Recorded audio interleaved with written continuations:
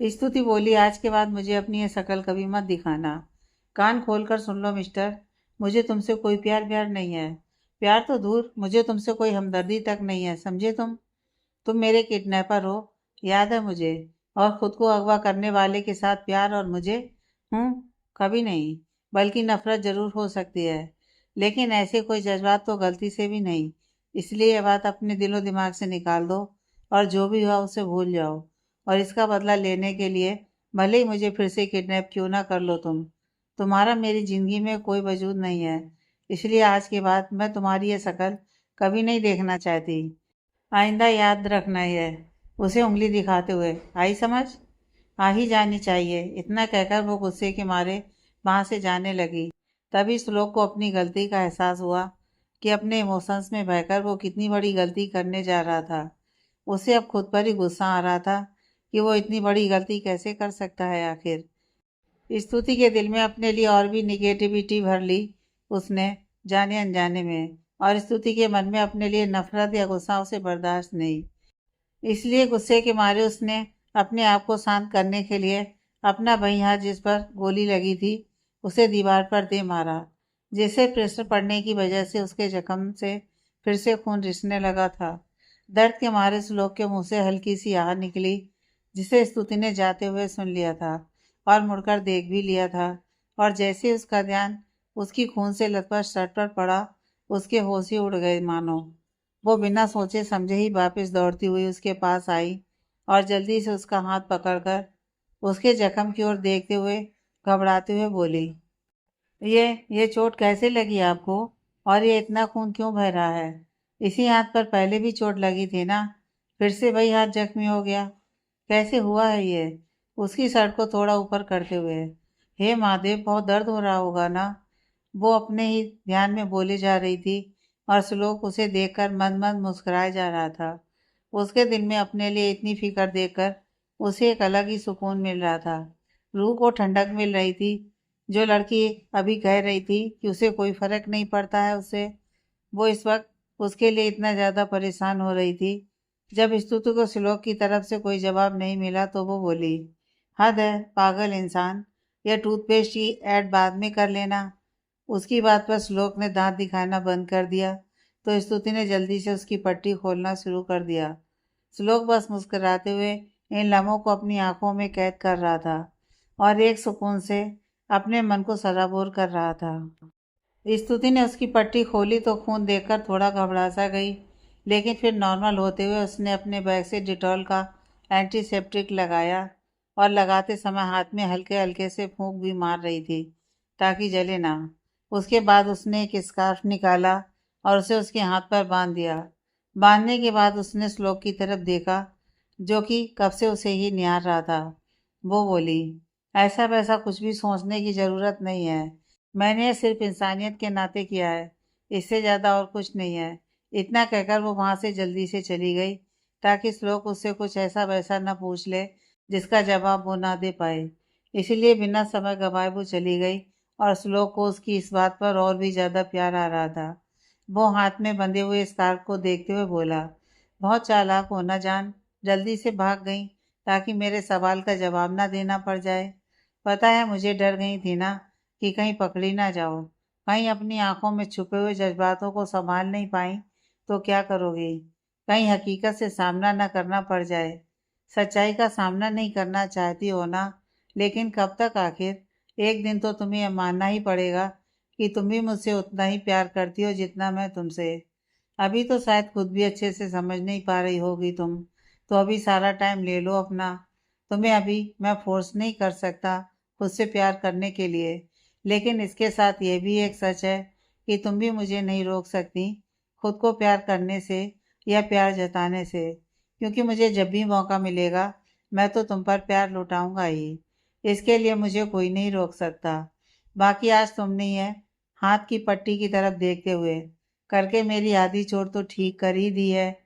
अब तो अपनी इस चोट से भी प्यार हो गया है मुझे। यह स्कार्फ अब हमेशा मेरे पास रहेगा जान, तुम्हारा एहसास बनकर। कम से कम तब तक जब तक तुम खुद हमेशा के लिए मेरे पास नहीं आ जाती। इतना कहकर उसने उसे चूम लिया और वहां से चला गया। स्तुति वहां आई जहां मोक्ष ने गाड़ी लगा रखी थी मोक्ष कब से उसका वहीं इंतजार कर रहा था, क्योंकि स्तुति से बाथरूम जाने का बोल कर गई थी। स्तुति को देखते ही मोक्ष बोला, क्या हुआ स्तुति, इतना टाइम क्यों लग गया? कोई प्रॉब्लम हो गई थी क्या? मुझे टेंशन हो रही थी तुम्हारी। ठीक हो ना तुम? स्तुति मुस्कुराते हुए बोली, नहीं नहीं, कोई प्रॉब्लम नहीं थी, वो बस भीड़ में टाइम लग गया ना निकलते हुए, तो बस। इतना कहकर वो चुप हो गई, क्योंकि बहाना बनाना उसे आ नहीं रहा था। मोक्ष बोला, इट्स ओके, चलो अब चलें, खाना खा लें कुछ चलकर। मुझे तो बहुत भूख लगी है, तुम्हें नहीं लगी क्या? स्तुति गाड़ी का दरवाजा खोलते हुए बोली, हाँ हाँ, मैं भी यही कहने वाली थी, चलो जल्दी से, मेरे पेट में तो चूहे कूद रहे हैं। उसकी बात पर मोक्ष हंसने लगा और बोला, तुम्हारे इस बचपने से ही तो सबसे ज़्यादा प्यार है मुझे। और इतना कहकर वो गाड़ी में बैठ गया और गाड़ी स्टार्ट कर दी।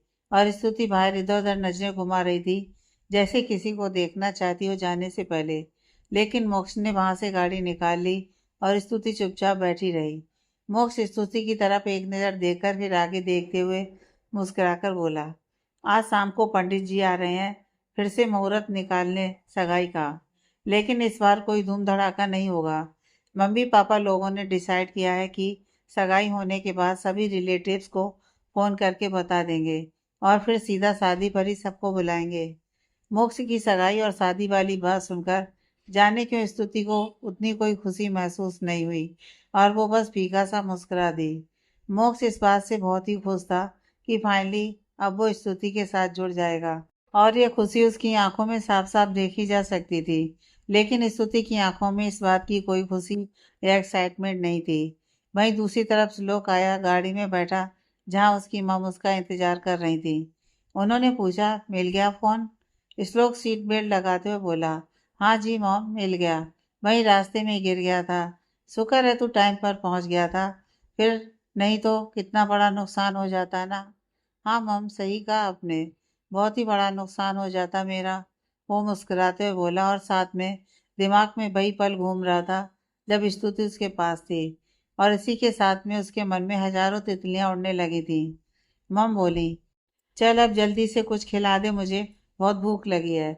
श्लोक गाड़ी चलाते हुए बोला, जी जी मॉम, चलिए, आपको अच्छा सा खाना खिलाता हूँ, आपके फेवरेट रेस्टोरेंट में, जहाँ मैं अपने क्लाइंट्स के साथ खाना खाने जाता हूँ। और सच में मॉम, उनका खाना लाजवाब होता है। उसने इतना कहते हुए उसने गाड़ी को आगे बढ़ाया और मॉम भी मुस्कुराने लगी। दूसरी तरफ मोक्ष स्तुति को लेकर रेस्टोरेंट पहुंच चुका था। वहां अंदर गए तो मैनेजर ने मोक्ष का बड़े अच्छे से स्वागत किया, क्योंकि वो भी आखिर एक बड़ा बिजनेसमैन है, तो उसके भी क्लाइंट्स अच्छे और बड़े लोगों में से है, और अक्सर अपने क्लाइंट के साथ वो भी वहीं लंच डिनर करने आता है। मोक्ष और स्तुति के लिए स्पेशल टेबल लगाया गया, जहां उन्हें बिठाया गया सर्विस के लिए। मोक्ष ने स्तुति से पूछा, कैसा लगा तुम्हें यह रेस्टोरेंट? स्तुति मुस्कुराते हुए बोली, बहुत अच्छा है। मोक्ष बोला, हाँ, और यहाँ की सर्विस और खाना तो और भी अच्छा है। मोक्ष ने स्तुति को गिलास में पानी डालकर खुद दिया और बोला, पी लो, थक गई होगी ना। स्तुति ने मुस्कुराकर पानी का गिलास लिया और पीने लगी, और मोक्ष उसे देखने लगा प्यार से।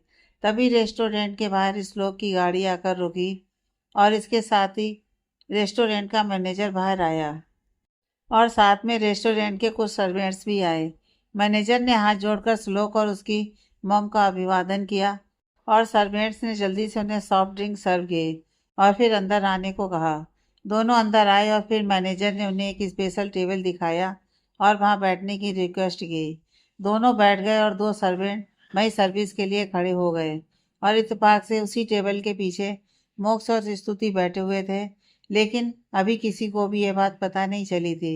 मोक्ष और स्तुति आपस में बातें कर रहे थे और साथ में खाना भी खा रहे थे, क्योंकि सर्वेंट्स ने उन्हें खाना सर्व कर दिया था।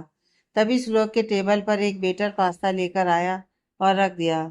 श्लोक हैरानी से बोला, अभी तो हमने कोई ऑर्डर भी नहीं किया, फिर ये किसने मंगवाया? वेटर बोला, सर, इसी टेबल पर लाने को कहा गया है मुझे, इसलिए लेकर आया हूँ मैं। तभी मोक्ष ने वेटर को आवाज़ लगाई और पूछा कि उनका ऑर्डर अभी आया नहीं। वेटर ने पूछा कि क्या ऑर्डर किया था, तो वो बोला, पास्ता ऑर्डर किया था। तभी वो वेटर जल्दी से श्लोक के टेबल पर आया और इस वेटर से बोला, अरे पागल, यह ऑर्डर उस टेबल का है। उसने उस तरफ इशारा किया और साथ में श्लोक का ध्यान भी उस तरफ गया और सामने उसे स्तुति बैठी हुई दिखाई दी और वो फिर से हैरान रह गया। उसे लगा कि उसका भ्रम है, क्योंकि वो स्तुति से प्यार करता है तो हर जगह वो उसे ढूंढता रहता है, इसलिए उसे वो हर जगह दिखाई देती है। उसने अपना भ्रम तोड़ने के लिए अपनी आंखों को 2-3 बार लगातार झपकाया और फिर से ध्यान से देखने लगा, लेकिन उसे अभी भी स्तुति ही दिखाई दे रही थी।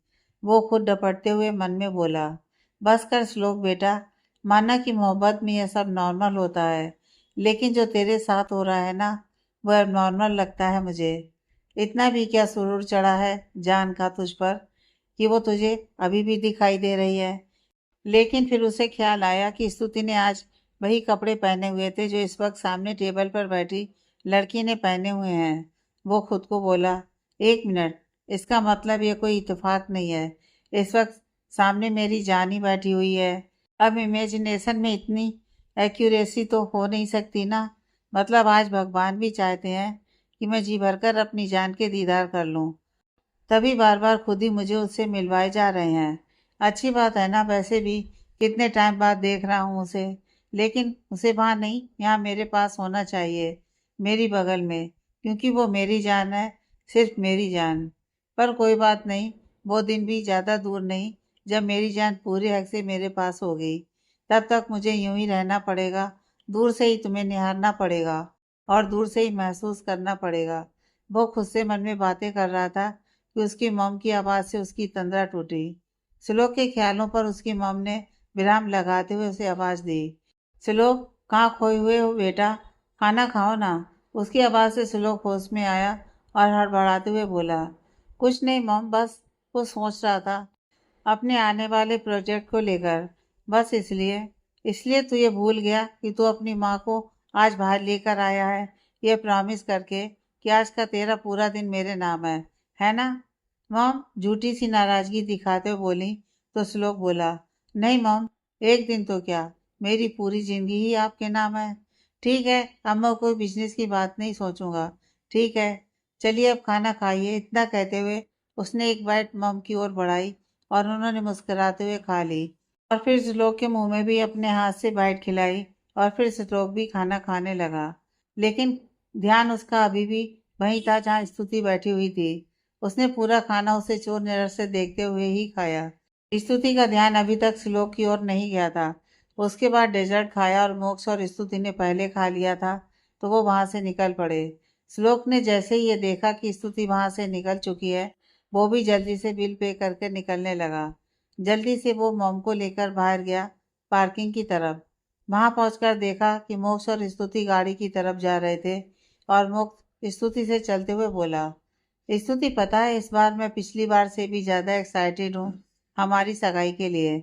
और इस बार आई विल मेक श्योर कि हमारी सगाई बड़ी अच्छे से हो और कोई भी बाधा ना आए। उसकी बात पर स्तुति भी मुस्कुरा दी और जैसे ही पीछे चलते हुए श्लोक के कानों में ये आवाज़ पहुंची, उसकी आंखें हैरानी से बड़ी हो गईं। वो वहीं रुक गया। तभी मोक्ष का फ़ोन बजा और उसने गाड़ी के पास जाकर फ़ोन उठाया और उसके डैड ने उसे बताया, जिसे सुनकर मोक्ष की मुस्कुराहट और भी ज़्यादा बड़ी हो गई और उसने बात सुनकर फ़ोन काट दिया और स्तुति से बोला, लो, अभी मैं बात कर ही रहा था और डैड का फ़ोन आ गया कि पंडित जी ने अगले 3 दिन बाद का मुहूर्त निकाला है सगाई का और यह मुहूर्त बहुत ज़्यादा शुभ है, इसलिए हमें जल्दी घर आने के लिए बोला है और मेरे घर जा रहे हैं हम, क्योंकि सब भाई हैं अभी। ठीक है, इतना कहते हुए स्तुति भी बैठ गई गाड़ी में और मोक्ष भी बैठा और गाड़ी स्टार्ट कर दी और वहां से निकल गया। और श्लोक अभी भी वहीं खड़ा था, क्योंकि वो एक साइड हो गया था जब मोक्ष वहां से गाड़ी लेकर जाने वाला था। श्लोक उनके जाने के बाद खुद से बोला, मतलब अभी सगाई हुई नहीं है। मुझे तो लगा था कि स्तुति के जाते ही उन लोगों ने सगाई कर दी होगी। इसका मतलब कि अभी मेरी जान तुमसे किसी भी तरीके से थोड़ा भी नहीं जुड़ी है मोक्ष। तो अब आई विल मेक श्योर कि वो तुमसे जुड़ने भी ना पाए, क्योंकि वो तो मेरी है, मेरी जान है। तभी तो भगवान ने तक तुम दोनों को साथ होने नहीं दिया, क्योंकि तुम दोनों एक दूसरे के लब के लिए बने ही नहीं हो। मेरी जान तो बस मेरे लिए बनी है और मैं सिर्फ उसके लिए। और बस अब मैं इस चीज़ को सच में बदल दूंगा।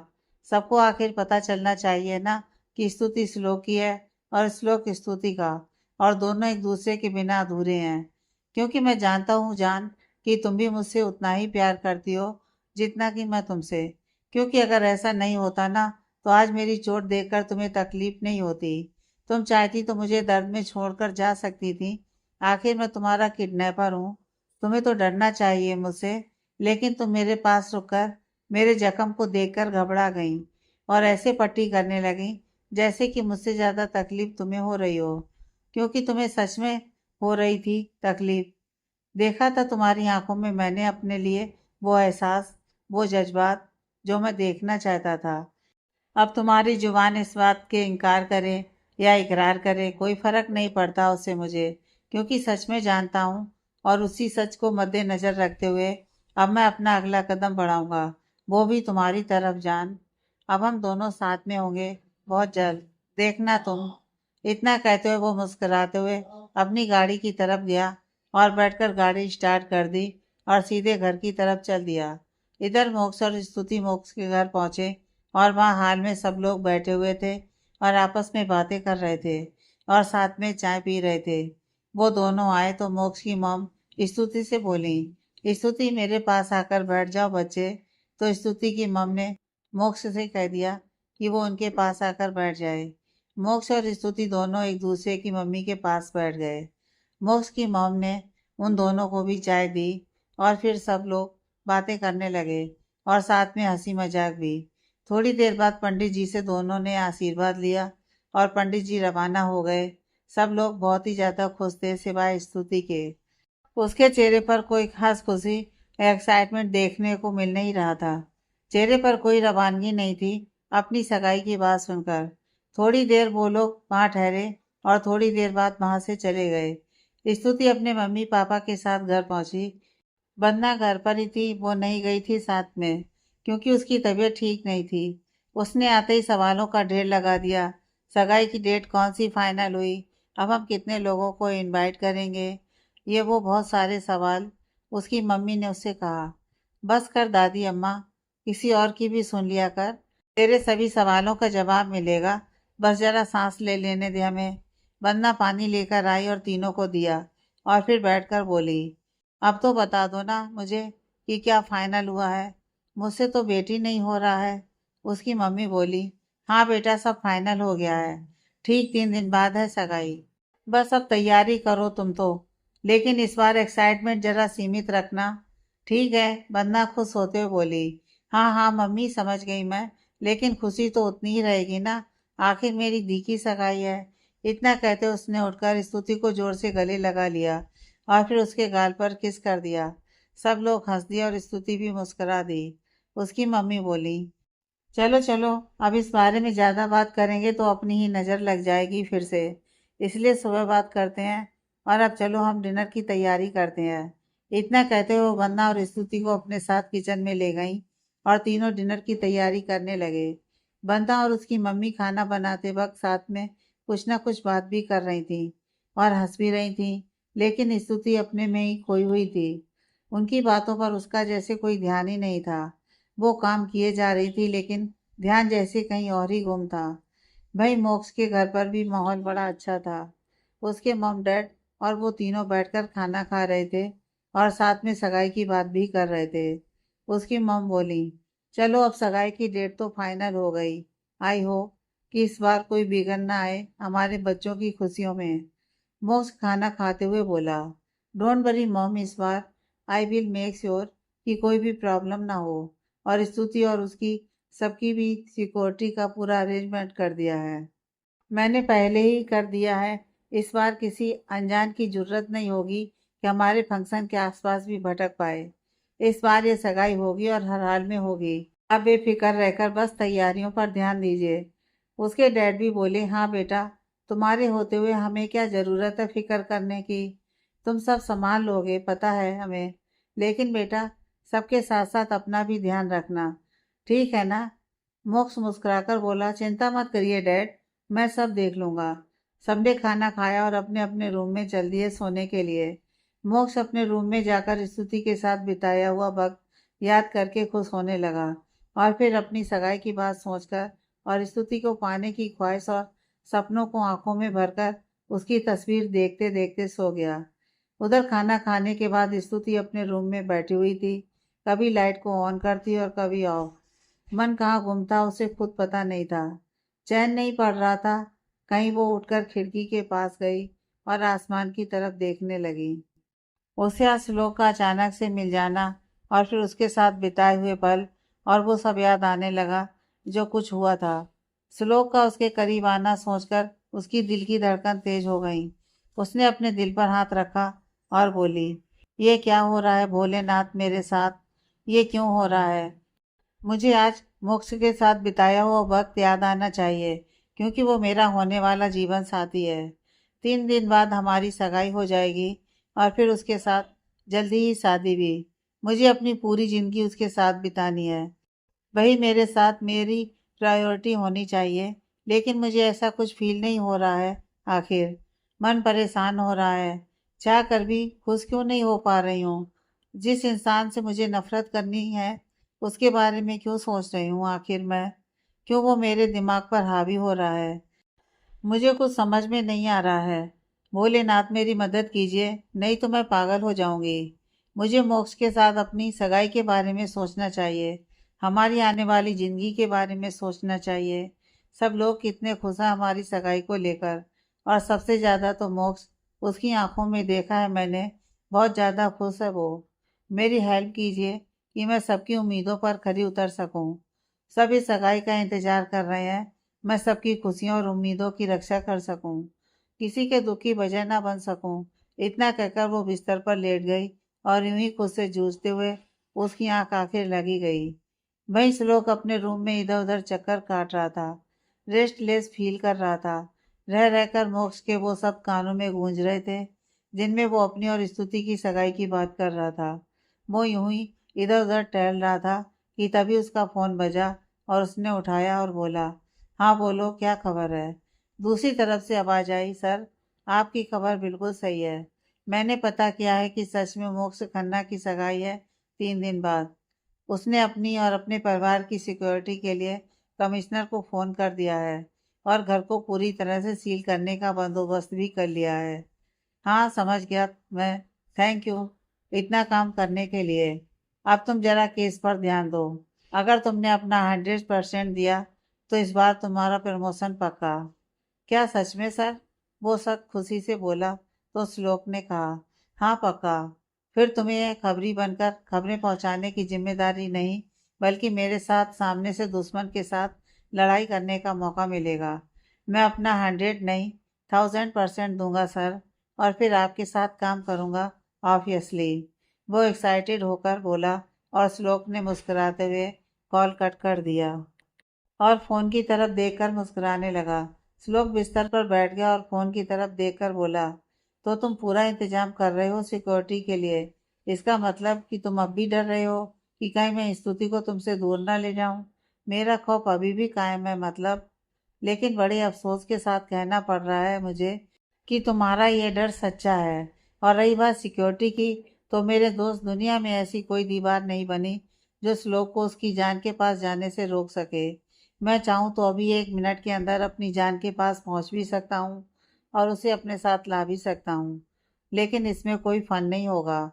असली फन तो तब होगा जब मैं तुम्हारी आंखों के सामने अपनी जान को अपना बनाऊं और तुम कुछ कर भी ना पाओ।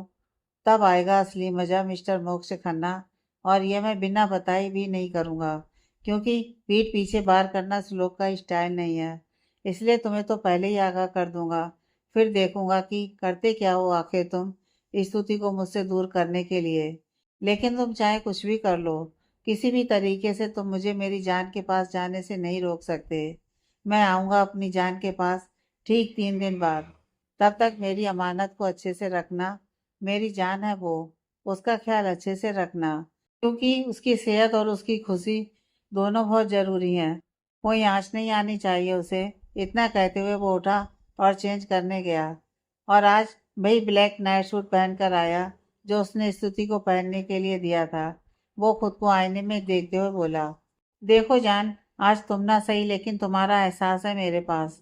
मेरे करीब। मैंने यह सूट धुलवाया नहीं और ना कभी धुलाऊंगा, क्योंकि इसमें तुम्हारी मौजूदगी का एहसास होता है मुझे। आज इसे पहनकर लग रहा है जैसे तुम मेरे पास हो अभी। और ये एहसास ऐसा है ना कि जैसे बस अब और कुछ नहीं चाहिए मुझे। सब कुछ मिल चुका है। तुम मेरे पास हो, वही मेरी दुनिया है। और दुनिया का सबसे महंगा एहसास है मेरे लिए ये। जब तक तुम खुद मेरे पास मौजूद नहीं हो, तब तक यह एहसास ही तुम्हारी मौजूदगी महसूस करवाता रहेगा मुझे। इतना कहते उसने उस टी शर्ट की बाजू को पहले सूंघा और आंखें बंद कर लीं। फिर उसे चूम लिया और जाकर बिस्तर पर लेट गया। और थोड़ी देर तक उसे नींद आ गई, स्तुति के ख्यालों में खोए हुए। सुबह हो गई और मोक्ष ने ऑफिस से अब कुछ दिनों के लिए छुट्टी कर ली थी। अपने मैनेजर को बोल दिया सब संभालने के लिए, क्योंकि उसे सगाई की तैयारियां करनी थी। या यूं कहें कि इस बार वो कोई भी चांस नहीं देना चाहता था श्लोक को कि वो उसकी और स्तुति की सगाई में कोई प्रॉब्लम खड़ी करे। इसलिए वो हर तरह का पक्का इंतजाम करना चाहता था। उसने अपने किसी आदमी को फ़ोन किया और बोला, तुम पर ट्रस्ट करके ही मैंने तुम्हें यह काम दिया है। याद रहे, पूरी जिम्मेदारी तुम्हारी है। फंक्शन में कोई भी अनजान इंसान या ऐसा कोई जिस पर शक हो, उसे अंदर नहीं आने देना। सिक्योरिटी तो अपना काम करेगी ही, लेकिन तुम्हारा काम उससे भी ज़्यादा ज़रूरी है। तुमसे कोई चूक नहीं होनी चाहिए, क्योंकि मैं जानता हूँ उसे कि वो कोशिश तो ज़रूर करेगा सगाई में घुसने की, क्योंकि उसे मेरे साथ अपने ग्रजेस निकालने के लिए और कोई तरीका दिखाई ही नहीं देता। इसलिए वो पीछे तो हटने से रहा और आगे मैं उसे बढ़ने नहीं दूंगा। अब वो देखेगा मोक्ष खन्ना से असल में दुश्मनी पालने का नतीजा क्या होता है। जी सर, आप चिंता मत कीजिए। मैंने अपने आदमियों को स्पेशल ट्रेनिंग ही दे रखी है। चील की नज़र जैसी जासूसी की। उनकी आंखों से कोई नहीं बच सकता। इसलिए आप बेफिक्र होकर अपनी सगाई की तैयारियों पर ध्यान दीजिए और बाकी सब मुझ पर छोड़ दीजिए। तुम पर भरोसा करके ही तुम्हें यह काम दिया है। मेरा भरोसा कायम रखना बस। जी सर, बिल्कुल चिंता मत कीजिए। चलो रखता हूँ अब। इतना कहते हुए उसने फ़ोन काट दिया और फिर अपने रूम में दीवार पर लगे डार्ट बोर्ड पर डार्ट से जोरदार निशाना लगाया, जो कि उसके बीचों बीच जाकर लगा। मोक्ष अपनी तीव्र नजरों से उस डार्ट को देखे जा रहा था। फिर वो उठा और आगे आकर डार्ट को बोर्ड से निकाला और देखते हुए बोला, बस इसी तरह अब तुम्हें भी निकालना है हमेशा के लिए अपनी स्तुति की लाइफ से। तुम्हें क्या लगता है कि मुझे कुछ नहीं पता? जो तुम चाहते हो वो इस जन्म में तो कभी नहीं होने वाला है श्लोक उपाध्याय, क्योंकि तुमने जिसका सपना देखा है वो मेरी हकीकत है। मेरी लाइफ का सबसे बड़ा सच है वो। तुम मेरी जायदाद पर आंख रखते तो मैं शायद वो तुम्हें देने के बारे में सोच भी सकता था, लेकिन तुमने मेरी स्तुति पर नज़र रखी है और ये बात मुझे पसंद नहीं है। और मुझे ये भी पता है कि तुम अपनी हरकत से बाज आने से रहे, और अब तक ये खबर भी तुम तक पहुंच चुकी होगी कि हमारी सगाई कब है। और अब तुम कोई तिकड़म लड़ा रहे होगे ना यहाँ आने की और कोई और प्रॉब्लम पैदा करने की। लेकिन इस बार तुम कामयाब नहीं हो पाओगे, क्योंकि इस बार मैं तुम्हें कोई मौका नहीं दूंगा। इस बार मेरी और स्तुति की सगाई होगी और होकर रहेगी। तुम जो हमारे बीच आने की सोच रहे हो ना, बहुत गलत सोच रहे हो, क्योंकि तुम्हारे आ जाने से हमारे रिश्ते को कोई फर्क नहीं पड़ेगा। वो पहले जैसा था वैसा ही रहेगा। स्तुति मेरी है, मेरी होने वाली पत्नी है। प्यार करता हूँ मैं उससे, बहुत प्यार। इसलिए हमारे बीच आने की जो भी कोशिश करेगा उसे उसकी कीमत चुकानी होगी। तुम जो भी सोच रहे हो ना, वो पूरा तो मैं होने नहीं दूंगा, ये बात तो पक्की है। इतना कहकर उसने फिर से पीछे हटकर एक निशाना लगाया डार्ट से, वो भी जोरदार, और फिर नीचे चला गया नाश्ता करने, क्योंकि कब से उसकी मॉम उसे आवाज़ लगा रही थी। दूसरी तरफ स्तुति के घर पर भी तैयारियों का सिलसिला बस शुरू हो चुका था। भले ही इस बार ज़्यादा धूमधाम नहीं करनी थी, लेकिन फिर भी बेसिक में भी तो कितनी तैयारियां होती है ना। बस वही सब शुरू हो चुका था। लेकिन सब लोग जैसे खुश और एक्साइटेड थे, वैसे स्तुति नहीं थी।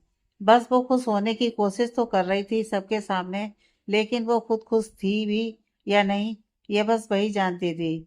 ना चाहते हुए भी उसके मन में बार बार श्लोक के ख्याल आ रहे थे, जिनको इग्नोर करने के लिए वो मोक्ष को कॉल करती, ताकि उससे बात करके वो श्लोक के बारे में भूल जाए। लेकिन ऐसा भी नहीं हो रहा था। हाँ, लेकिन इस बात से मोक्ष शायद खुश था कि स्तुति उसे बार बार कॉल और मैसेज कर रही थी। उसे लग रहा था कि स्तुति भी उतनी ही खुश है इस सगाई से जितना कि वो। स्तुति मोक्ष से बात करके हटी ही थी कि इतने में उसका फोन फिर से बजा। उसने बिना देखे उठा लिया कि शायद मोक्ष का होगा, लेकिन जब उठाया तो दूसरी तरफ से आवाज आई, हेलो जान, कैसी हो। ये आवाज सुनते ही स्तुति की आंखें फटी की फटी रह गईं। उसने फोन को कान से हटाकर एक बार देखा तो स्क्रीन पर अननोन नंबर था और ट्रू कॉलर आईडी पर श्लोक उपाध्याय का नाम शो हो रहा था। तभी श्लोक की आवाज आई, जान फोन को कान पर लगा लो, ज्यादा हैरान मत हो, मैं ही हूँ। अब इतना तो एक्सपेक्ट किया होगा ना तुमने कि तुम्हारा फोन नंबर पता करना मेरे लिए कोई मुश्किल काम नहीं है। खैर ये बेकार की बातें छोड़ो और बताओ कि कैसी हो तुम, ठीक हो ना, मैंने डिस्टर्ब तो नहीं किया ना। स्तुति कुछ नहीं बोली तो श्लोक बोला, जानता हूँ तुम मुझसे बात नहीं करना चाहती होगी ना, पर मैं क्या करूँ जान, तुम्हारे बिना एक पल भी काटना मुझे गवारा नहीं हो रहा है। जानता हूँ तुम्हारी सगाई होने वाली है 2 दिन बाद, है ना। वैसे खुश तो बहुत होगी ना तुम, हो ना। स्तुति गुस्से से बोली, हाँ खुश हूँ, मैं बहुत ज़्यादा खुश हूँ। तुमसे मतलब, तुम हमारी पर्सनल लाइफ में दखलंदाजी करना बंद करो और अपनी लाइफ पर ध्यान दो। आई बात समझ में। ओह, तुम्हारे ये तेवर, ये अदाएं मुझे तुम्हारा और भी दीवाना बना देती हैं जान। मैं और तुम्हारी तरफ खिंचाता हूँ। तुम्हारे लिए मेरी मोहब्बत और भी बढ़ने लग जाती है। जाने क्या जादू है तुम में। स्तुति बोली, बकवास बंद करो अपनी, बेहुदा इंसान। शर्म नहीं आती किसी गैर लड़की से ऐसी बातें करते हुए। गैर? कौन गैर? श्लोक हैरानी से बोला, जिससे मैं अभी बात कर रहा हूँ वो गैर कहाँ है, वो तो मेरी दुनिया है। इतना श्लोक के मुंह से सुनते स्तुति की धड़कनें बिना मतलब के बढ़ गईं। श्लोक आगे बोला, हाँ जान, सही सुना तुमने, तुम मेरी दुनिया ही हो। मेरा वक्त तुमसे शुरू होता है और तुम पर ही थमता है आकर। मेरी सांसें तुम्हारे आने की उम्मीद पर ही अब चल रही हैं। यकीन मानो जान, अपनी आंखों के सामने तुम्हें देखना, लेकिन एक गैर की तरह, किसी अजनबी की तरह तुमसे दूर रहना, ऐसा लगता है जैसे कोई मेरा दिल निकाल कर उस पर छुरी से वार कर रहा हो। जैसे एक अनजानी सी सजा मिल रही है। पल पल जान जाती है मेरी। तुमसे दूर रहने से घुटन महसूस होती है मुझे। सबके बीच रहकर भी खुद को अकेला महसूस करता हूँ। उसकी ये बात सुनकर स्तुति को एहसास हुआ कि ऐसा तो वो भी फील करती है। सबके बीच रहकर भी उसे अकेलापन महसूस होता है। वो सोच में पड़ गई और श्लोक की आवाज़ से वो फिर से होश में आई। श्लोक आगे बोला, कभी सोचा नहीं था मैंने कि मेरी जिंदगी में भी ये प्यार नाम की चीज़ दस्तक देगी, और वो भी इस कदर कि मैं खुद को ही भूल जाऊंगा। लेकिन ये सच है जान कि तुम्हारे इश्क में मैं खुद को भी भूल चुका हूँ। अब मुझ में मेरा कुछ नहीं बचा है। मुझ में अब सिर्फ तुम हो, सिर्फ तुम, तुम्हारा एहसास, तुम्हारी मोहब्बत, तुम्हारा इश्क और तुम्हारा ही जुनून। अब फर्क ही नहीं पड़ता कि किस्मत में क्या लिखा है। अब फर्क मुझे सिर्फ इस बात से पड़ता है कि तुम मेरे साथ होनी चाहिए, मेरे पास होनी चाहिए। तुम्हारी मौजूदगी अब मेरे लिए सांसों की तरह जरूरी हो चुकी है जान। अब कुछ भी लिखा हो किस्मत में, लेकिन मैं अपने हाथों की लकीरों पर तुम्हारा नाम लिख चुका हूँ, और जल्द अब तुम्हारे हाथों की मेहंदी में भी मैं अपना नाम लिखवा दूंगा। तुम पर अगर किसी का कोई हक है तो वो सिर्फ मैं हूँ, और मुझ पर सिर्फ और सिर्फ तुम्हारा हक है। तुम्हारा साथ मेरे साथ लिखूंगा मैं, वो भी बहुत जल्द। इंतजार करना मेरा, तुम सिर्फ मेरी हो और मेरी ही रहोगी। उसकी बातें सुनकर स्तुति को अब गुस्सा तो नहीं आ रहा था, लेकिन वो जैसे खुद को जबरदस्ती गुस्सा दिलाना चाहती थी, इसलिए गुस्सा करने का नाटक करते हुए बोली, बकवास बंद करो अपनी, जो मुंह में आता है वही बकते चले जाते हो। कब से सुन रही हूँ तुम्हारी ये बेहुदा बकवास, खत्म होने का नाम ही नहीं ले रही हैं। और ये क्या मेरा मेरा लगा रखा है, क्या समझ रखा है मुझे, कोई बाजार में बिकने वाला खिलौना हूँ क्या, जो पसंद आ गया तो चाहिए बस। मैं एक इंसान हूँ, और उससे भी बड़ी बात कि मैं तुम्हारी नहीं हूँ। तुमसे मेरा कोई लेना देना नहीं है, और मेरे आसपास भी भटकने की कोशिश मत करना कभी। नफरत करती हूँ मैं तुमसे, नफरत। तुमसे नफरत के अलावा कोई और रिश्ता नहीं हो सकता, समझे तुम। और ये प्यार व्यार वाला राग बार बार मत गाया करो मेरे सामने। तुम्हारे झांसे में नहीं आने वाली मैं। क्या लगता है तुम्हें, मुझे अपनी चिकनी चुपड़ी बातों में फंसाकर मेरे परिवार या फिर मोक्ष को नुकसान पहुंचाओगे? तो मेरी बात कान खोलकर सुन लो, ऐसा कुछ नहीं होने वाला। मेरे परिवार और मोक्ष का तुम बाल भी बांका नहीं कर पाओगे, क्योंकि तुम्हारे और उनके बीच में मैं खड़ी हूँ। तो किसी को भी नुकसान पहुंचाने नहीं दूंगी मैं तुम्हें। और वैसे भी अब तो तुम्हारी दुश्मनी निकल चुकी हो गई ना मुझे किडनैप करके और हमारी सगाई स्पॉइल करके, या उससे भी तुम्हारा पेट नहीं भरा? कुछ और प्लान कर रहे हो, कुछ बड़ा, है ना? उसकी ऐसी बातें सुनकर श्लोक को बहुत ज़्यादा गुस्सा आ रहा था कि स्तुति ने उसके बारे में ऐसी धारणा बना रखी है। उसे यह बात बिल्कुल अच्छी नहीं लगी कि वो उसे अभी भी गुंडा समझती है। उसके प्यार को वो नाटक समझ रही है। उसे लगता है कि वो उसे मोहरा बनाकर उसके अपनों को नुकसान पहुंचाना चाहता है। उसकी बातें उसके दिल पर खंजर की तरह वार कर रही थी। स्तुति के मुंह से अपने लिए नफरत शब्द सुनकर उसके अंदर का ज्वालामुखी बस फटने को तैयार ही था। उसने गुस्से में दीवार पर एक जोरदार मुक्का दे मारा, उसी हाथ से जिस पर 2 बार पहले भी जख्म हो चुके थे। उस मुक्का मारने की दर्द की वजह से उसके मुंह से हल्की आह भी निकल गई, जिससे स्तुति घबरा गई, क्योंकि एक तो दीवार पर पंच मारने की आवाज़ भी सुन ली थी उसने, और उस पर से श्लोक की आवाज़। वो एकदम से घबरा गई और बोली, क्या हुआ है? श्लोक अपना हाथ, जिसमें से अब फिर से एक बार खून बहने लगा था, को देखते हुए मुस्कुराकर बोला, कुछ नहीं जान, बस खुद को एहसास दिलवा रहा था कि तुमसे दूर हूँ पर अभी तक जिंदा हूँ, क्योंकि उम्मीद है कहीं ना कहीं तो तुम्हें पाने की, और उम्मीद पर ही तो इंसान जिंदा है। वैसे ही मैं भी हूँ, तो बस एक छोटा सा जख्म दिया खुद को। जख्म का नाम सुनकर स्तुति और घबरा गई और बोली, क्या जख्म फिर से? लेकिन क्यों? तुमसे दूरी की तकलीफ को कम करने के लिए बस खुद को उससे छोटी तकलीफ दी। चिंता मत करो। बकवास बंद करो अपनी, समझे? दिमाग खराब हो रखा है क्या? इतनी मुश्किल से तो जख्म भरने लगा था कि उसे फिर से ताजा कर दिया। खून बह रहा होगा अब? श्लोक मुस्कुराते हुए बोला, हाँ बह रहा है थोड़ा थोड़ा। तुम्हें चिंता हो रही है मेरी?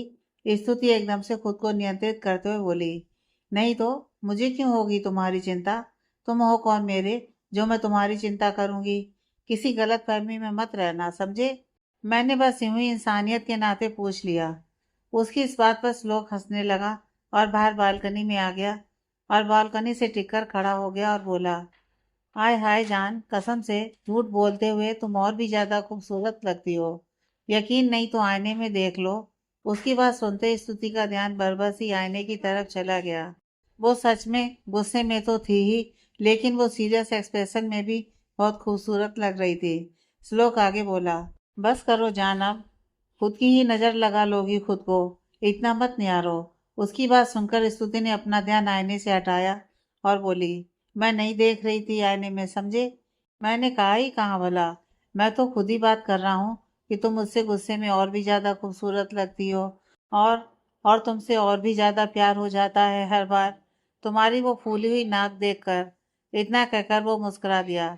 स्तुति कुछ नहीं बोली तो श्लोक फिर से बोला, वैसे अब तो तुम मेरे पास भी नहीं हो तो यार, जख्म अब यूं ही रह जाएगा। कौन करेगा इसकी मरहम पट्टी? स्तुति बेपरवाही दिखाते हुए बोली, मुझसे क्यों पूछ रहे हो? जो करना है करो, और अब तुम्हारी ये बेकार की बातें खत्म हो गई हो तो फोन काटो, मुझे नींद आ रही है। श्लोक बोला, ठीक है जान, अगर तुम्हें नींद आ रही है तो सो जाओ, वैसे भी कुछ खास नहीं बात करने को, तो तुम आराम करो। इतना कहकर श्लोक ने फोन काट दिया, और स्तुति कान से फोन हटाकर हैरानी से फोन को देखने लगी, जैसे उसे यकीन ही नहीं हो रहा हो कि श्लोक ने बस एक बार कहने पर ही फोन काट दिया। उसे शायद कहीं लग रहा था कि वो स्तुति के फोन काटने वाली बात पर जिद करेगा कि उसे बात करनी है अभी, लेकिन ऐसा नहीं हुआ। स्तुति को उसका फोन काटना अच्छा लग रहा था या बुरा, यह उसे समझ में नहीं आ रहा था। उसने फोन को बेड पर पटक कर मारा और खुद भी लेट गई, और अब उसे श्लोक के जख्म की भी टेंशन होने लगी थी कि कहीं सच में ज्यादा तो नहीं हो गया जख्म, और उसने कहा था कि वो पट्टी भी नहीं करेगा अब। यह सोचकर उसकी टेंशन बढ़ गई, लेकिन अब उसे कह भी नहीं सकती थी। यूं ही बस सोचते सोचते उसे नींद आ गई। उधर श्लोक भी अपने जख्म को देखते देखते और स्तुति के साथ हुई बात को याद करते करते सो गया। सुबह स्तुति उठी और तभी उसके फोन में मैसेज टोन बजी। उसने बेमन से देखा, लेकिन जैसे ही मैसेज देखा तो मानो रूह खिल उठी हो। मैसेज श्लोक का था, जिसमें लिखा था, गुड मॉर्निंग जान। ये देखते ही स्तुति की बची हुई नींद भी उड़ गई हो मानो। उसने झट से फोन उठाया और मैसेज का रिप्लाई करने ही वाली थी कि कुछ याद आते ही उसने झट से फोन को साइड में रख दिया और खुद को डांटते हुए बोली, स्तुति पागल हो गई है क्या? क्या करने जा रही थी? तुम्हें इस रास्ते पर नहीं जाना है, गलत रास्ते पर पैर रखने जा रही थी तुम। उससे दूर रहना है तुम्हें।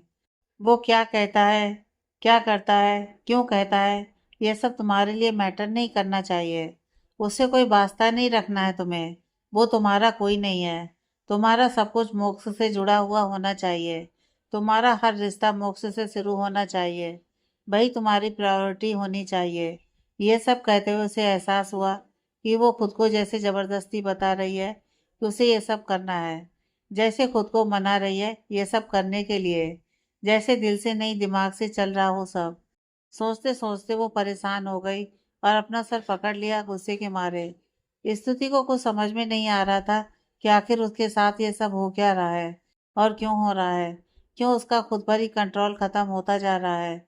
क्यों वो चाह कर भी श्लोक के ख्यालों को अपने मन से नहीं निकाल पा रही है। क्यों वो ना चाहते हुए भी श्लोक की तरफ एक झुकाव महसूस कर रही है। उसे उसके साथ बिताए हुए पल बार बार क्यों याद आ रहे हैं। क्यों उसे तकलीफ में देखकर उसे अच्छा नहीं लगता है। वो अपने ही मन के सवालों में उलझी जा रही थी। अपनी सोच में गुम वो बैठी थी कि तभी उसकी मम्मी ने उसे आवाज लगाई और बोली, स्तुति बेटा नीचे आ जाओ अब। देखो मोक्ष आया है तुमसे मिलने। यह सुनते ही स्तुति ने खुद को अपने ख्यालों से बाहर निकाला और उठकर फ्रेश होने चली गई।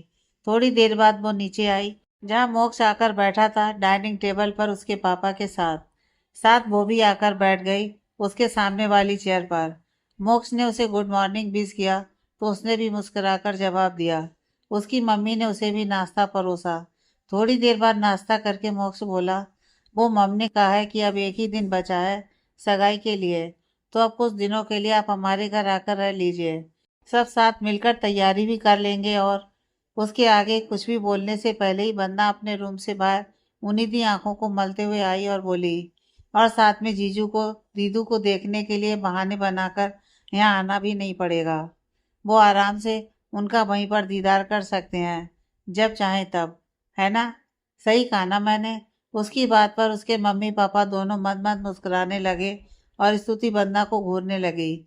और बेचारा मोक्ष तो चेहरा उठाने को ही तैयार नहीं था अपना ऊपर। बंदा बोली, देखो तो जीजू दीदू कैसे मुझे घूर रही हैं, जैसे मैंने कुछ गलत कहा हो। बताओ तो, अब सच बोलने का भी जमाना नहीं है।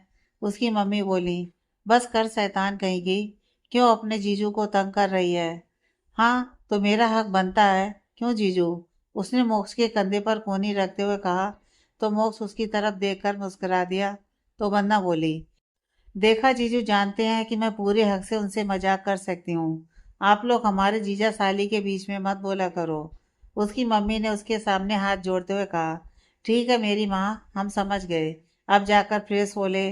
वरना अपने रूम की तरफ जाते जाते बोली, तो क्या गलत कहा मैंने? अब मेरी दीदू हैं ही इतनी खूबसूरत कि उन्हें देखने के लिए कोई भी उतावला होगा ही। इसमें जीजू की भी क्या गलती है? समझते ही नहीं है ये लोग। स्तुति के पापा बोले, मोक्ष बेटा इस पगली की बातों पर ध्यान मत देना। ये कुछ भी बोलती रहती है, बुरा मत मानना। मोक्ष मुस्कुराते हुए बोला, क्या पापा, आप ऐसे अजनबियों जैसा बर्ताव क्यों कर रहे हैं मेरे साथ, जैसे मैं पहली बार आया हूँ यहाँ और किसी को जानता नहीं हूँ। ये मेरा घर है और मेरा परिवार है। अपनों की बातों का गुस्सा कैसे कर सकता हूँ मैं भला? हाँ बेटा जानता हूँ तुम्हें अच्छे से, लेकिन फिर भी बेटी का बाप हूं ना। तो क्या? तो बेटी के बाप हो तो क्या? दूसरों के सामने झुकना जरूरी होता है क्या बेटी के बाप का? हर बात को एक्सप्लेन करना जरूरी होता है क्या बेटी के बाप के लिए? बल्कि बेटी के बाप का सर बाकी सबसे ऊंचा होना चाहिए पापा। मेरे लिए डैड और आप एक बराबर हो। जितनी रिस्पेक्ट उनकी करता हूँ मैं, उतनी ही आपकी भी करता हूँ। और इस फैमिली से उतना ही प्यार जितना कि उस घर की फैमिली से। इसलिए मेरे साथ आप ये सब फॉर्मेलिटी मत किया करो प्लीज। मेरी रिक्वेस्ट है आपसे। उसकी बातें सुनकर स्तुति के मम्मी पापा बहुत ही खुश हुए और स्तुति तो बहुत ही रिलैक्स लग रही थी। मोक्ष की बातों को ही शायद अपने मन को समझाने का जरिया बनाना चाहती थी वो। स्तुति की मम्मी किचन में गई और पापा उठकर हाथ धोने गए तो स्तुति मोक्ष से बोली, थैंक यू मोक्ष। मोक्ष हैरानी से, थैंक यू किस लिए? मेरे मम्मी पापा को इतनी रिक्वेस्ट देने के लिए, उन्हें अपनी फैमिली मानने के लिए, उन्हें अपने परिवार जितना प्यार करने के लिए। मोक्ष बोला, हाँ तो प्यार तो करता हूँ उनसे, लेकिन उनसे थोड़ा ज्यादा किसी और से करता हूँ। स्तुति हैरानी से, किसे? मोक्ष उसे प्यार से निहारते हुए, तुमसे। मोक्ष की बात सुनकर स्तुति एकदम से हैरान हो गई और मोक्ष की तरफ आंखें फाड़ते हुए देखने लगी। मोक्ष मुस्कुराते हुए बोला, अरे तुम तो ऐसे देख रही हो मुझे जैसे मैंने तुम्हें कोई झटका दे दिया हो बिजली का। ये बात तो तुम पहले से जानती हो ना कि मैं तुमसे प्यार करता हूँ। हाँ, बस कितना करता हूँ वो नहीं जानती थी, इसलिए आज बता दिया कि मैं तुमसे बहुत ज़्यादा प्यार करता हूँ। इतना कि तुम सोच भी नहीं सकती। सही कहा बंदा ने। मैं इसलिए तुम लोगों को यहाँ से अपने घर ले जाने आया हूँ, क्योंकि तुम्हें देखने के लिए अब मुझे सब्र नहीं होता है। तुमसे दूर नहीं रह सकता अब, बस इसलिए मैं चाहता हूँ कि सगाई तक तुम मेरे पास वहीं रहो। उसकी बातें सुनकर स्तुति को पता नहीं क्यों एक बेचैनी सी महसूस होने लगी थी। वो चुपचाप वहां से बर्तन रखने के बहाने जाने लगी कि मोक्ष ने उठकर उसका हाथ पकड़ लिया। स्तुति एकदम से वहीं ठहर गई। मोक्ष ने उसके हाथ से बर्तन लेकर टेबल पर वापस रख दिए और उसके सामने खड़े होकर बोला, क्या बात है स्तुति, कुछ दिनों से देख रहा हूँ तुम कुछ बदली बदली सी लग रही हो। पहले की तरह खुलकर बात भी नहीं करती हो, एकदम चुप रहती हो, खुद में ही खोई रहती हो, सहमी सी रहती हो। क्या बात है स्तुति, क्यों परेशान रहती हो? क्या तुम उस इंसिडेंट की वजह से चुपचाप रहती हो? अगर ऐसा है तो उसके चेहरे को हाथों में थामते हुए, मेरी बात सुनो ध्यान से। अब तुम्हें यह सब सोचने की कोई ज़रूरत नहीं है। जो हो गया वो हो गया। ट्रस्ट मी, अब ऐसा कुछ नहीं होगा। ना मैं ऐसा कुछ होने दूंगा। अब तुम्हें या तुम्हारे परिवार में किसी का बाल भी बांका नहीं होने दूंगा मैं। उसके लिए चाहे कुछ भी क्यों ना करना पड़े मुझे। तुम बेफिक्र रहो स्तुति, भूल जाओ वो सब। अब खुश होने का वक्त है हमारा। ये पल दोबारा वापस नहीं आएंगे। इन्हें मैं खोना नहीं चाहता हूँ किसी भी कीमत पर। मैं ये लम्हे तुम्हारे साथ जीना चाहता हूँ। इन्हें खूबसूरत यादों में पिरोकर रखना चाहता हूँ। इसलिए मुझे इतना हक दे दो कि मैं तुम्हें अपने प्यार की गहराई का एहसास करवा सकूं। तुम्हारे मुस्कुराने की वजह बनना चाहता हूँ मैं। उसकी बातें सुनकर स्तुति की आंखों में बरबसी आंसुओं की लहर उमड़ पड़ी। जब मोक्ष को एहसास हुआ तो उसने उसका चेहरा ऊपर किया और उसके आंसू पोंछते हुए बोला, अब बस स्तुति, अब नहीं रोगी तुम। अब सिर्फ मुस्कुराना है तुम्हें। तुम्हारी आंखों में अगर आंसू आए तो भी सिर्फ खुशी के आने चाहिए, ना कि ऐसे वाले। इसलिए अब मैं चाहता हूँ कि तुम ये रोना धोना बंद करो और जाकर पैकिंग करो मेरे घर जाने के लिए। स्तुति हल्का सा मुस्कुरा दी और वहां से चली गई। मोक्ष भी मुस्कुराते उसे देखने लगा और उधर पिलर के पीछे छुपकर देखते हुए स्तुति के मम्मी पापा भी मुस्कुरा दिए और स्तुति के पापा उसकी मम्मी से बोले, देखा, कहा था ना मैंने कि हमें थोड़ी देर उन्हें अकेले छोड़ देना चाहिए। उसकी मम्मी बोली, हाँ शायद अब स्तुति का मन हल्का हो गया हो और वो खुश रहे। फिर दोनों बाहर आ गए और मोक्ष के साथ हाल में बैठ गए। तो मोक्ष बोला, पापा फिर आप लोग अपने बैग वगैरह पैक कर लीजिए, मैं जरा थोड़ा काम निपटा कर आप लोगों को पिक कर लेता हूँ। स्तुति के पापा बोले, ठीक है बेटा, जैसा तुम्हें ठीक लगे। फिर मोक्ष उनको बाय बोलकर चला गया और स्तुति और उसकी मम्मी सामान पैक करने लगे अपना, और वंदना अपना पर्सनल बैग अपनी कॉन्वियंट के हिसाब से पैक कर रही थी। उधर श्लोक अपने रूम में मिरर के सामने खड़ा अपनी वाइट शर्ट के कप के बटन बंद कर रहा था और तभी उसका फ़ोन बजा और उसने फ़ोन उठाया और कॉल उसके सीक्रेट ऑफिस से था। शिंदे ने उसके फ़ोन उठाते ही कहा, जय हिंद सर। श्लोक ने भी जवाब दिया, जय हिंद शिंदे, क्या बात है, सुबह सुबह क्यों फ़ोन किया? शिंदे बोला, सर कितने दिनों से आपने ऑफिस का कोई चक्कर ही नहीं लगाया, सब आपको बहुत मिस कर रहे हैं। श्लोक हाथ में घड़ी लगाते हुए बोला, जानते हो ना तुम, मेरी मॉम आई हुई हैं घर, तो उनकी वजह से मुझे ऑफिस जाना पड़ता है। चिंता मत करो, आज शाम को आता हूँ। वैसे सब शांति है ना? हाँ सर, अभी तो आपके डर से सब गुंडे लोग शांत बैठे हैं। आपने जो हसीना सिंह का हाल किया है उसे देखकर सबके पैर गीले हुए पड़े हैं अभी। इतना कहकर वो हंसने लगा और श्लोक की भी हंसी छूट गई। श्लोक फिर बोला, अब दूसरा काम बताओ जल्दी। सिंधे हैरानी से, आपको कैसे पता कि कोई और भी बात है? श्लोक बोला, बॉस कौन है? आप ही हो सर, सिंधे बोला। तो श्लोक बोला, सो बॉस नोस। सिंधे अपनी कुर्सी से खड़ा हो गया और बोला, एवरीथिंग सर। श्लोक मुस्कुराते हुए बोला, सिंधे बैठकर भी जवाब दे सकते हो तुम। सिंधे बैठ गया और बोला, सर आपकी आवाज़ से ही आपकी मौजूदगी झलकने लगती है, इसलिए खुद ही बॉडी एक्शन में आ जाती है। श्लोक उसकी बात पर हंस दिया और बोला, अब मक्खनबाजी बंद करो और साफ साफ बताओ क्या बात है। सिंधे बोला, सर वो पुलिस स्टेशन से फ़ोन आया था कमिश्नर का कि परसों एक फंक्शन के लिए हाई सिक्योरिटी चाहिए, इसलिए वो आपसे बात करना चाहते थे, लेकिन मैंने साफ मना कर दिया। श्लोक परफ्यूम लगाते लगाते एकदम रुक गया और बोला, वाट, तुमने मना कर दिया? किससे पूछकर? इतना कहते हुए उसकी टोन एकदम से चेंज हो गई थी। सिंधे डर गया था बेचारा, वो समझ गया था कि शायद उसने कुछ गलत कर दिया है। वो बोला, क्या हुआ सर, मैंने कुछ गलत कर दिया क्या? श्लोक अपनी आंखें मीच कर खुद को शांत करने की कोशिश करते हुए बोला, अब वो छोड़ो और कमिश्नर को दोबारा फ़ोन करो और कहो कि मैं उन्हें सिक्योरिटी देने के लिए तैयार हूँ। सिंधे कुछ बोलने को हुआ तो श्लोक बोला, no more question, just do what I said. जी जी सर, मैं अभी करता हूँ। इतना कहकर उसने झट से फ़ोन काट दिया और दिल पर हाथ रखते हुए बोला, बच गया आज तो तू सिंधे, नहीं तो आज तेरा राम नाम पक्का था। पर मैंने ऐसा क्या कह दिया आखिर कि सर को इतना गुस्सा आ गया? खैर, पता चल ही जाएगा। उसके बाद उसने अपनी धड़कनों को कंट्रोल करके बाद में कमिश्नर को फ़ोन करके श्लोक का मैसेज दे दिया और कमिश्नर को भी बहुत खुशी हुई। आखिर उनकी परेशानी दूर हो गई थी आधी। उधर श्लोक तैयार होकर ऑफिस जाने के लिए नीचे आया। उसकी मॉम ने उसे नाश्ता करने के लिए कहा तो वो भूख नहीं है कहकर जल्दी से वहां से निकल गया। उसकी मॉम को कुछ समझ में नहीं आया कि आखिर उसके मुंह को क्या हो गया अचानक से। श्लोक जल्दी से अपनी गाड़ी में बैठा और गाड़ी स्टार्ट करके निकल गया वहां से।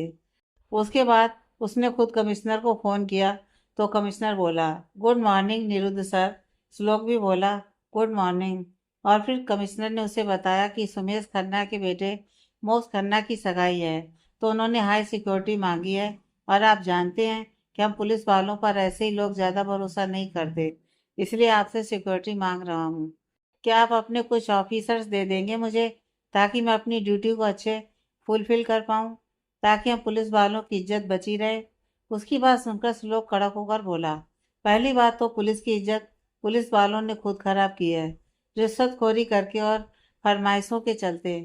यहीं अगर आप लोग अपनी ड्यूटी को अच्छे से ईमानदारी से निस्वार्थ होकर निभाएं तो पुलिस वालों पर लोग भरोसा करें। आपसे वो डरे नहीं, बल्कि आपके साथ सुरक्षित फील करेंगे। लेकिन आप लोगों को रिश्वतखोरी से फुर्सत कहाँ? उसकी बात सुनकर कमिश्नर शर्मिंदा हो गया और धीरे से बोला, तो मतलब मैं ना समझूं? श्लोक बोला, मिमियाने की ज़रूरत नहीं है। जब मैं भेजूंगा अपने ऑफिसर्स, बल्कि मैं खुद जाऊंगा वहाँ। मुझे एड्रेस भेज देना। इतना कहकर उसने फ़ोन काट दिया और कमिश्नर खुश हो गया। उधर श्लोक गाड़ी चलाते हुए बोला, कोई कहे या ना कहे, मैं तो जाने वाला ही हूँ अपनी जान के पास। आखिर मुझे अपनी जान को सजे हुए देखना जो है, और और भी कुछ करना है, तो मेरा वहाँ जाना तो ज़रूरी है ना। बस एक दिन और जान, फिर कोई भी चाह कर भी तुम्हें मुझसे दूर नहीं कर पाएगा। इतना कहकर वो मुस्कुरा दिया और ऑफिस चला गया। मोक्ष अपना काम खत्म करके स्तुति के घर आया और सबको सामान के साथ पिक करके अपने घर चला गया। मोक्ष की मम ने स्तुति का आरती करके स्वागत किया और फिर सब लोग अंदर चले गए। मोक्ष की मम ने सबको चाय पानी दिया और बैठकर कुछ देर सब बातें करने लगे। स्तुति की मम्मी बोली, आप लोग क्यों इतनी परेशानी उठा रहे हैं, हम वहीं ठीक थे ना। मोक्ष की मम बोली, क्या परेशानी है इसमें भला? अपने परिवार के 4 सदस्यों को घर बुलाकर भला परेशानी होती है? बिल्कुल नहीं, बल्कि खुशी और दोगुनी हो जाती है। तैयारी में भी तो हेल्प हो जाती है ना। यह बात उन्होंने मजाक में की और सब हंसने लगे। पूरा दिन सब तैयारियों में लगे रहे और रात को सब खाना खाकर अपने अपने रूम में चले गए। स्तुति और वंदना दोनों एक ही रूम में ठहरी थी, जो कि मोक्ष के रूम से एक रूम ही दूर था, जो कि मोक्ष ने जानबूझकर तैयार करवाए थे। स्तुति सोने की तैयारी कर रही थी और वंदना सो चुकी थी। स्तुति अभी लाइट ऑफ करके लेटी ही थी कि उसे अपनी खिड़की पर कुछ परछाई दिखी, तो वो एकदम से घबरा गई। स्तुति डर के मारे झट से उठकर बैठ गई, लेकिन वहां जाकर देखने की उसकी हिम्मत नहीं हो रही थी। वो कंबल में दुबक कर बैठी रही। तभी खिड़की खुल गई और स्तुति की धड़कन बढ़ गई। उसने आंखें जोर से मीच लीं। खिड़की से कोई नीचे उतरा और उसकी ओर बढ़ने लगा, और स्तुति को लगा जैसे उसे हार्ट अटैक ही आ जाएगा। वो शख्स उसके बेड के एकदम पास आ गया और स्तुति चिल्लाने ही वाली थी कि उसने उसका मुंह हाथ से बंद कर दिया और धीरे से बोला, चुप, चिल्लाना मत लोमड़ी, मैं हूँ। आवाज सुनकर स्तुति की आंखें हैरानी से बड़ी हो गईं और वो उसकी तरफ देखने लगी तो उसने आंखों से इशारा किया। स्तुति ने उसे मुंह से हाथ हटाने का बोला इशारे से। उसके हाथ हटाते ही स्तुति विस्पर करते हुए बोली, तुमने मुझे डरा दिया था, पता है? मोक्ष मुस्कुराते हुए बोला, पता है, लेकिन यह नहीं पता था कि मेरी लोमड़ी डरते हुए भी इतनी खूबसूरत लगती है। स्तुति ने उसके हाथ पर धीरे से हाथ मारा और बोली, लेकिन अपने ही घर में ऐसे चोरों की तरह क्यों घुस रहे हो? सामने से भी तो आ सकते थे ना। मोक्ष बोला, आ सकता था, लेकिन अब इस घर में मेरी होने वाली बीवी भी है जो अभी हुई नहीं है, तो मुझे मर्यादा का पालन करते हुए ऐसे चोरों की तरह ही उससे मिलने आना पड़ेगा ना। स्तुति बोली, तो सुबह मिलने ही वाले थे ना हम। मोक्ष ने अपने सिर पर हाथ दे मारा और बोला, यार कितनी अनरोमांटिक हो तुम स्तुति। सुबह मिलने में और अभी मिलने में बहुत फर्क है, समझो। स्तुति कुछ नहीं बोली तो मोक्ष फिर बोला, चलो बाहर गार्डन में चलते हैं थोड़ी देर। स्तुति बोली, मुझे नींद आ रही है मोक्ष, प्लीज बुरा मत मानना, मैं अभी आराम करना चाहती हूँ, मुझे तबीयत सही नहीं लग रही मेरी। मोक्ष अपना मन मारते हुए बोला, ठीक है तुम आराम करो, हम फिर कभी टाइम स्पेंड करेंगे साथ में, लेकिन भूलना मत। स्तुति बोली, नहीं भूलूंगी। उसके बाद मोक्ष उसे गुड नाइट बोलकर अपने रूम में सोने के लिए चला गया। स्तुति को समझ में नहीं आया कि आखिर उसने मोक्ष से झूठ क्यों बोला कि उसे नींद आ रही है, जबकि उसकी आंखों में बिल्कुल भी नींद नहीं थी। वो बेचैनी महसूस कर रही थी। फिर जाकर खिड़की के पास खड़ी हो गई और चांद को देखने लगी। उसे कुछ अच्छा महसूस हुआ और उसने खिड़की से सिर टिका लिया और बस चांद को एकटक देखने लगी। कुछ देर बाद उसे आंखें भारी सी लगने लगी और वो जाकर लेट गई और थोड़ी देर बाद उसे नींद आ गई और वो सो गई।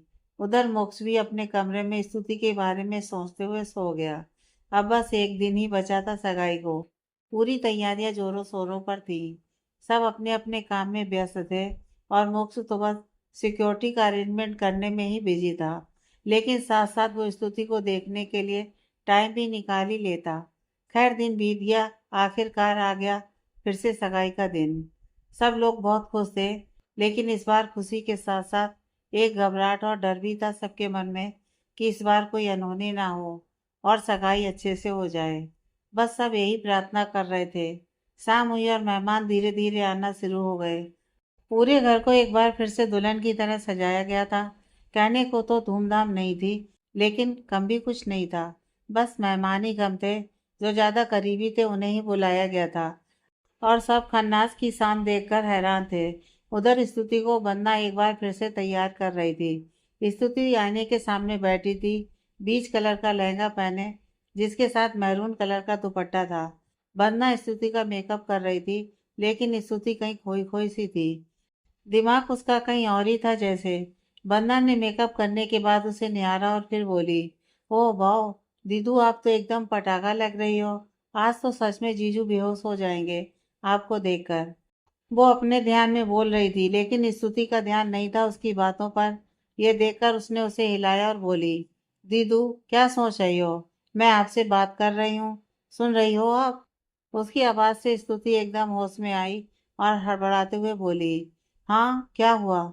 उसके हड़बड़ाने से वंदना भी परेशान हो गई और नीचे उसके घुटनों के पास बैठकर बोली, क्या बात है दीदू, आप ठीक हो ना? परेशान क्यों हो इतनी? क्या आप खुश नहीं हो कि मोक्ष जीजू के साथ आपकी सगाई होने वाली है? स्तुति उसके गाल को सहलाते हुए बोली, नहीं बाबा, मैं बिल्कुल खुश हूँ। ऐसा क्यों पूछ रही हो? क्योंकि आप परेशान लग रही हैं मुझे। ये क्या बात है, मुझे नहीं बताएंगी? कोई बात नहीं है दादी अम्मा, मैं बिल्कुल ठीक हूँ और बस आने वाली जिंदगी के बारे में सोच रही हूँ। अब वो तो सोचना बनता है ना, बताओ। हाँ बनता तो है, लेकिन अभी आज सिर्फ आज को जियो। अब कल का बाद में सोचिएगा। आज वाले पल दोबारा वापस नहीं आएंगे, इसलिए आज के इन पलों को याद के रूप में समेट लो। हाँ, स्तुति ने प्यार से इतना कहा तो बन्ना उठकर बोली, चलिए अब मैं आपको नज़र का टीका लगा दूं, कहीं अपनों की नज़र ना लग जाए मेरी दीदू को। इतना कहकर उसने उसके कान के पीछे टीका लगा दिया और स्तुति को उसकी इस हरकत पर बहुत प्यार आ रहा था। वो मुस्कुरा दी। बन्ना उसके गाल को सहलाते हुए बोली, जानती हूँ आप पिछली बार की वजह से परेशान हैं, लेकिन आप चिंता मत करो, इस बार मैं आपको एक पल के लिए भी अकेला नहीं छोड़ूंगी। चाहे कुछ भी हो जाए, इस बार आपकी और मोक्ष जीजू की सगाई होकर ही रहेगी। उसकी बात पर स्तुति कुछ नहीं बोली, बस आंखों से सहमति जता दी। उधर श्लोक ने अपने खास दोस्तों को तैयार किया था सिक्योरिटी प्रोवाइड करने के लिए, और वो लोग वहां पहुंच भी चुके थे, लेकिन कैजुअल ड्रेस में, ताकि कोई पहचान न सके। लेकिन एक स्पाई होने के कारण उनकी पहचान आम लोगों से अलग तो थी ही। खैर, वो लोग पहुंच चुके थे और अपना अपना मोर्चा संभाल लिया था, और मोक्ष भी खुश था कि अब उसके पास अच्छी सिक्योरिटी है और सब सेफ है, और अब वो अपने फंक्शन को एंजॉय कर सकता है। वो खुद भी तैयार होने चला गया, क्योंकि मुहूर्त का टाइम होने वाला था। स्तुति भी तैयार थी, और थोड़ी देर में मोक्ष भी तैयार हो चुका था। मोक्ष आज सच में खुश था, और कहीं ना कहीं एक सुकून सा था कि आज तो वो स्तुति को अपना बनाकर ही रहेगा। भाई, स्तुति खुद के साथ इसी बात पर अंदर ही अंदर संघर्ष कर रही थी कि वो खुद को कैसे खुश होने के लिए मनाए, मन को कैसे सुकून दिलाए। पहले तो आखिर वो भी यही चाहती थी ना कि उसकी मोक्ष के साथ सगाई हो और फिर शादी। सब कितना अच्छा चल रहा था, फिर अचानक से श्लोक का उनकी जिंदगी में आना और सब कुछ बदल जाना, उसके लिए अभी ये एक्सेप्ट करना बहुत मुश्किल हो रहा था। मन को सुकून नहीं मिल रहा था। आज सगाई है उसकी, लेकिन वो जो एक खुशी अंदर से होती है इस खास दिन पर, वो उसे महसूस नहीं हो रही थी। खैर, जो भी हो, आज सगाई है और यही सच है। यह सोचकर उसने एक ठंडी आह भरी और खुद को तैयार करने लगी इसके लिए। सभी मेहमान आ चुके थे और पंडित जी भी आ चुके थे। सब लोगों ने पहले खाने पीने पर कंसंट्रेट किया, जिस काम के लिए हम शादियों में जाते हैं। मुहूर्त का समय होने को आया था, इसलिए मोक्ष पहले आ चुका था स्टेज पर, और वंदना अब स्तुति को लेकर आ रही थी। सीढ़ियों से उतरते हुए स्तुति पर एक स्पॉटलाइट पड़ रही थी, और सबका ध्यान स्तुति ने अपनी ओर खींच लिया था। और वो ऐसे लग रही थी जैसे आसमान से कोई अप्सरा आ रही हो जमीन पर। और उसे देखकर तो मोक्ष बस सच में बेहोशी होने को जा रहा था। पर आज उसकी ही सगाई है, यह सोचकर उसने खुद को संभाल लिया। वंदना स्तुति को लेकर आई, और मोक्ष ने स्टेज पर आने के लिए उसकी हेल्प के लिए अपना हाथ आगे बढ़ाया। स्तुति ने उसकी तरफ देखा, जो मुस्कुराते हुए उसकी तरफ देख रहा था। स्तुति ने अपना हाथ उसके हाथ में रखा और स्टेज पर चढ़ गई, और मोक्ष की बगल में वंदना ने उसे खड़ा कर दिया।